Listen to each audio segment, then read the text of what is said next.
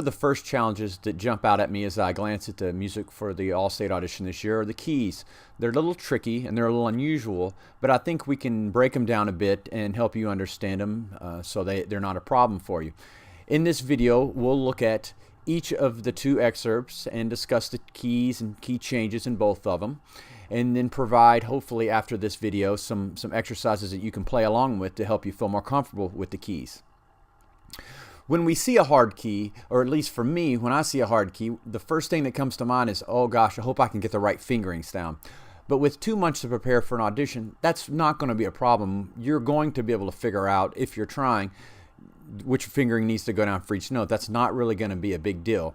But there's two things that we often overlook when we first start learning something in a hard key. Number one, I would challenge you to make sure you're hearing the pitches really accurately. If we have seen a D natural, and think of how many times we've played a D natural, our ear hears a D natural in a particular kind of way, and we kind of have that pitch in our mind. If all of a sudden we're playing an unusual pitch like a D sharp, which we don't do very often, our ear a lot of times is still going to try to hear the lower D natural even though we're playing the D sharp, or whatever odd note that you happen to be playing that's not in the typical keys that we play in. So I want us to make sure that we're really hearing all of the intervals accurately and not just trying to push down the right fingering and make the horn kind of push things into place. If we're not hearing it accurately, it's going to cause reduced efficiency, and it's also going to really affect the tone. Even though we might be getting the right pitch out, it's not going to sound as good as it could, and it's going to be less efficient. We're going to be using more energy. Number two, when we're playing in tricky keys, make sure that we're adjusting the slides to help our intonation. And we have to be kind of careful of it. If we're playing C sharps and jumping to an E flat, or if we're jumping to an A flat or something like that, we have to be real careful that we're getting the slides in and out and in a way that's going to make sure it's in tune as much as it possibly can be. And the first thing we want to do, as I just mentioned, is hearing it really clearly and then making sure we're adjusting the horn to make it as efficient as we can. Those two little tips will help us play with our very best sound when we're playing in these weird keys. The Charlie excerpt is written in the key of A in terms of the key signature used, but it never really functions in the key of A harmonically. One of the interesting things I noticed just glancing through this one is I wasn't able to find any half steps.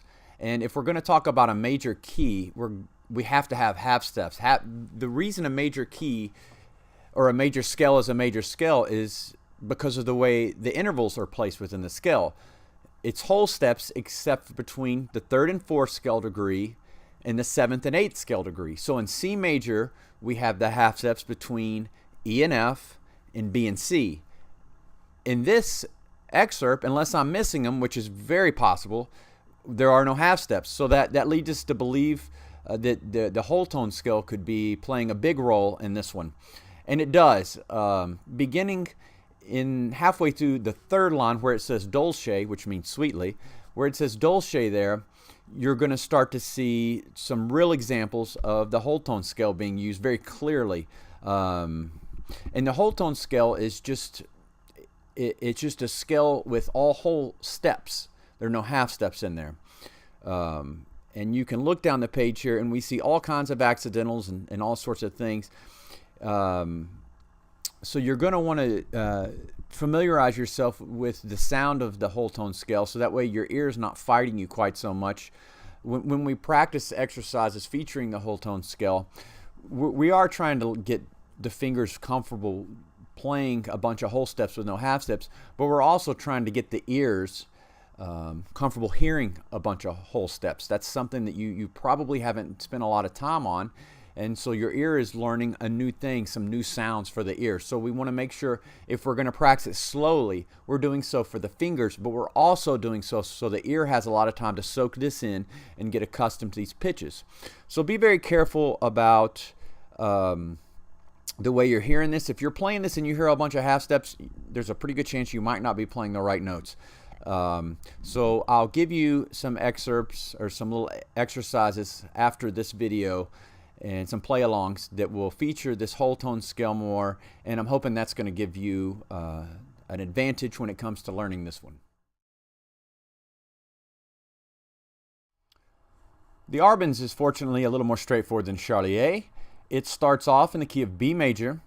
So you're going to see some A sharps in there. Those are first valve if you're unfamiliar with A sharp.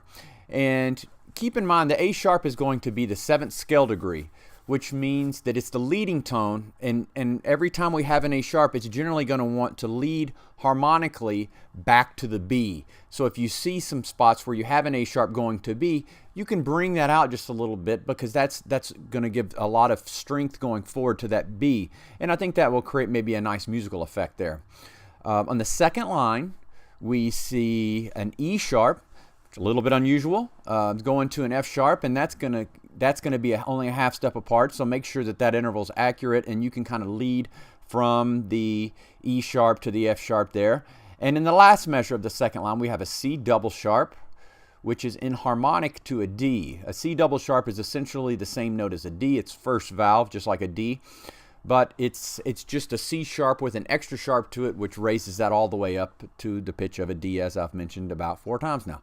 And then the very next note is an A sharp, so watch out for that one. On the final line of this excerpt, we have a modulation. We're going from a whole bunch of sharps to a nice handful of flats.